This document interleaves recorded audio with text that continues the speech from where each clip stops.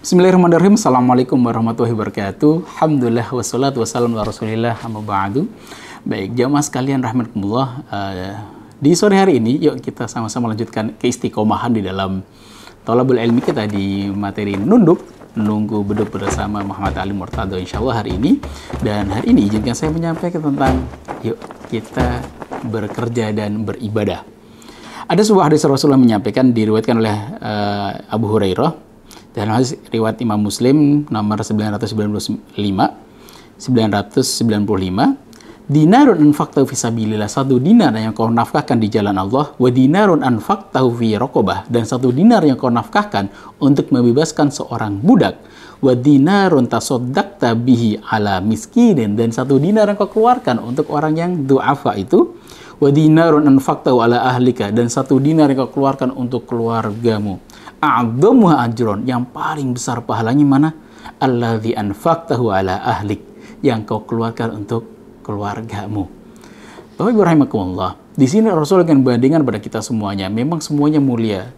Satu dinar untuk di jalan Allah, satu dinar untuk bebasin budak, satu dinar bantu orang du'afa gitu, satu dinar untuk orang yang orang keluarga kita. Semuanya sama-sama mulia, semuanya satu dinar itu 4,25 gram emas, yang kira-kira hari ini sekitar 5 jutaan gitu kan. 5 jutanya nih nominalnya sama 5 juta. Tapi ketika diberikan kepada orang-orang itu, ternyata ada keutamaan tersendiri yang kita keluarkan terhadap keluarga kita, ternyata pahalanya paling besar. Wahai para ayah, wahai para pejuang, pencari rezeki, ketika kita bekerja, Masya Allah, di situ kita sedang menafkahi keluarga kita, dan nafkah itu ternyata dinilai sebagai nafkah dan infak. Dan kata baginda Rasulullah, a'dhamuha ajron, yang paling besar pahalanya. Mungkin hari ini kita bekerja, seharian ini kita bekerja, lelah luar biasa. Teman-teman yang di ojol gitu kan, panasnya luar biasa. Kita bekerja dalam keadaan yang sangat haus luar biasa. Untuk mendapatkan 1 atau mungkin 2 juta atau 100-200 ribu, Masya Allah. Di sini tuh ketika nanti kita nafkahkan untuk keluarga kita, Masya Allah, kata baginda Rasulullah, a'dhamuha ajron, yang paling besar pahalanya. Nah, perlu kita garis bawahi lagi, ketika kita bekerja, apakah kita bekerja untuk mencari rezeki atau rezeki kita sudah ditetapkan oleh Allah Subhanahu wa taala? Jadi apakah karena kita bekerja kita dapat rezeki, atau bisa jadi adalah kerja hanya cuma wasilah saja gitu kan, formalitas yang Allah berikan untuk menitipkan rezeki pada kita. Sesungguhnya setiap anak Adam, semua kita, bahkan tidak hanya Adam, kullu dabbah gitu kan, ma min dabbatin fil ardi illa ala rizquha, setiap hewan melata di atas muka bumi ini Allah sudah jaminkan rizkinya gitu kan, rizquha wa ya'lamu mustaqarraha wa mustawda'aha, bahkan rizkinya itu udah tahu di mana tempat untuk dia akan dikonsumsi oleh orang-orang yang tadi dititipin Allah rizki gitu.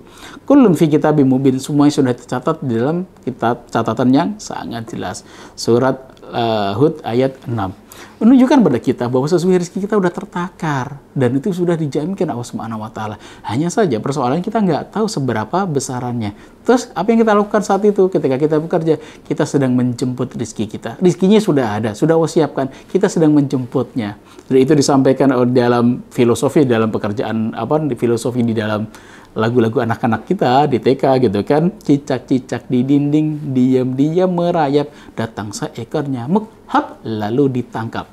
Bayangkanlah kalau misalkan kita cicak, kita nggak punya sayap gitu kan, sedangkan makanan cicak itu adalah nyamuk, lalat gitu kan, yang semuanya bisa terbang, mobilitasnya sangat tinggi. Tapi menarik, di dalam lagu itu dijelaskan, datang seekor nyamuk, yang datang cicak ya atau nyamuknya, ternyata yang datang adalah nyamuknya, bukan cicaknya lari sana lari sini ngejar-kejaran, yang dikejar lari semua, terbangnya tinggi-tinggi. Tapi tugasnya adalah hap doang, dia berikhtiar, ikhtiar itu nggak banyak, tinggal hap gitu doang, nyampe nyamuk dan dimakanlah, dan itu rizkinya cicak. Masya Allah. Maka sesungguhnya rezeki kita sudah ditakar sama Allah, sudah disiapkan. Tugas kita cuma menjemputnya dengan ikhtiar yang mungkin tidak terlalu seberapa. Kita mengikhtiarkan dalam bentuk pekerjaan-pekerjaan kita. Dan itu akan menjadi amalan yang terbaik dan pahala terbesar. Maka belajarlah dengan Nabi Ibrahim ketika beliau mengatakan di dalam surat Asy-Syu'ara Alladzi khalaqani fahuwa yahdin, dan Allah lah yang menciptakan aku dan beliau memberikan petunjuk kepadaku. Walladzi huwa yud'imuni wa yaskin, dan dialah Allah walladzi, sebenarnya dalam ayat itu ketika beliau mengatakan walladzi yud'imuni wa yaskin, Walladzi, dan Allah lah yang memberikan aku makan dan minuman.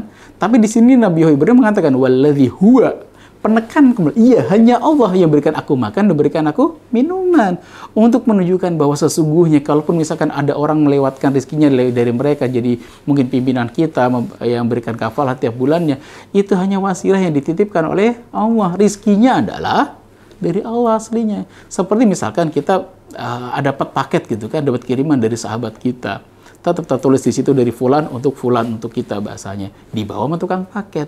Nah, pimpinan kita adalah tukang paket. Dan yang ngirimin siapa? Yang mengirimkan adalah hakikatnya Allah Subhanahu wa Ta'ala. Maka ayo berbaik sangkalah kepada Allah Subhanahu wa Ta'ala.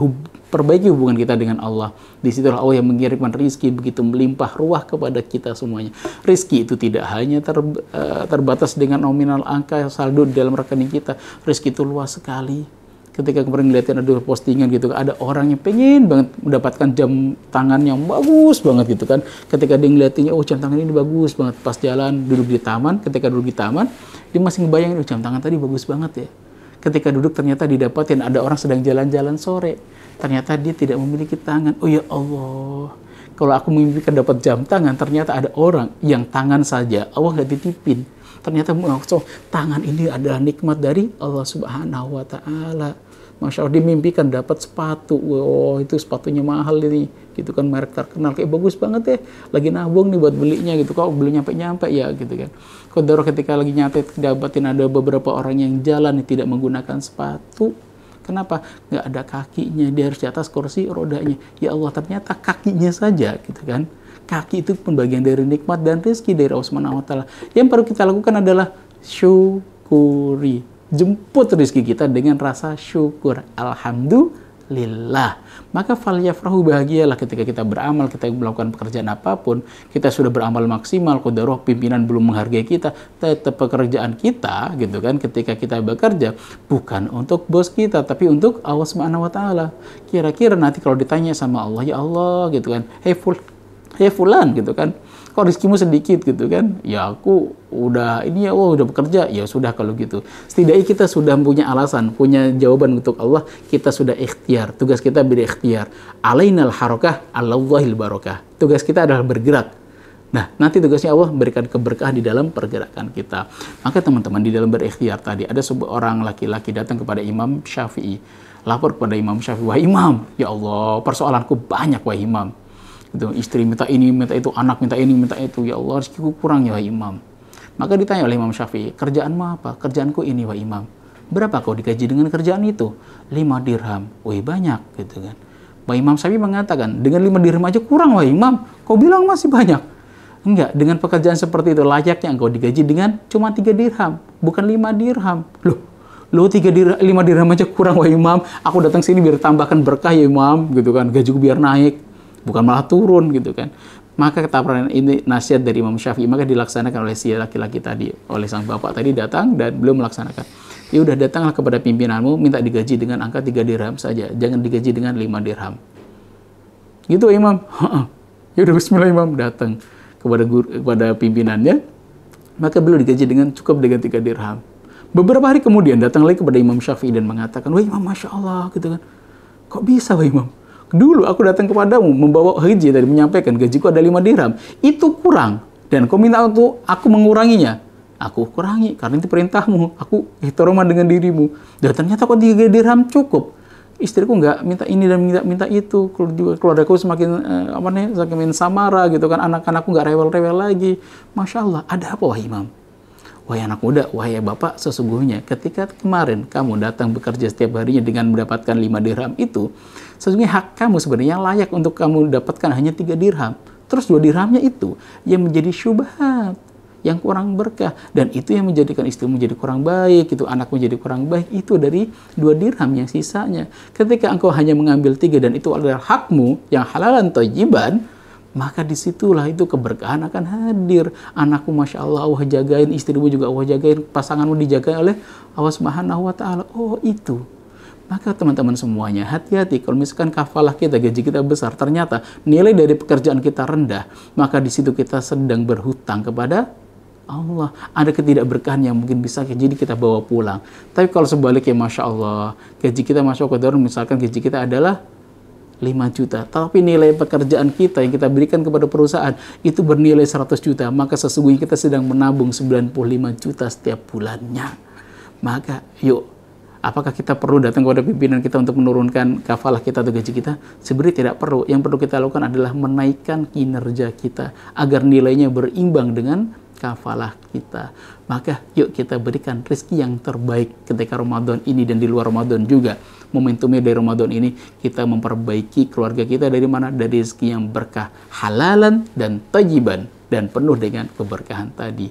Bahwa sesungguhnya ketika kita menafkahkan harta kita kepada keluarga kita, disitulah infak yang terbaik. Dan Rasul mengatakan, a'dhamuha ajron, yang pahalanya paling besar.